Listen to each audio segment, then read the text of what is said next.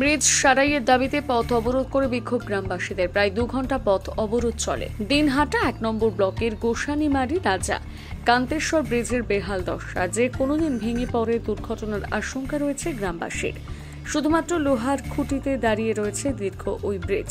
খুঁটিতেই মরচে ধরেছে বলে গ্রামবাসীদের অভিযোগ। ওই ব্রিজের ওপর দিয়ে চলে ভারী যানবাহন, যে কোনো সময় বিপদের আশঙ্কা করছে গ্রামবাসীরা। দীর্ঘদিন ধরে স্থানীয় প্রশাসন, ব্লক প্রশাসনকে আর্জি জানিয়েও দাবি মেটেনি গ্রামবাসীর। অবশেষে আজ পথ অবরোধ করে বিক্ষোভ দেখালো গ্রামবাসীরা। ব্রিজের মুখ আটকে দিয়ে যানবাহন আটকে দীর্ঘক্ষণ এই পথ অবরোধ চলে।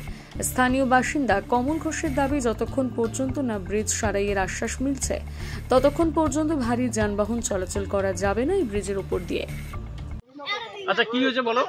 ব্রিজটা আমাদের অনেক দিনকার ব্রিজ। এটা ব্রিজের নাম কি, মানে কোথায় ব্রিজটা কোথায়? এটা হচ্ছে বাদুরপুরে ব্রিজ। বাদুরপুরা গ্রামের নাম পশ্চিম খালিশা বাদুরপুরে ব্রিজ। আচ্ছা, এখানে অনেক দিনকার ব্রিজ। এইটা ব্রিজের নিচের পিলার এক সাইডে ক্যারেক হয়ে গেছে এবং টানা টুনাগুলো সব নষ্ট হয়ে গেছে। লোড গাড়ি গেছে এক সাইডে বসে গেছে, যার জন্য আমরা পথ অবরোধ করছি। এটা আগে ব্যবস্থা নেওয়ার চেষ্টা করো।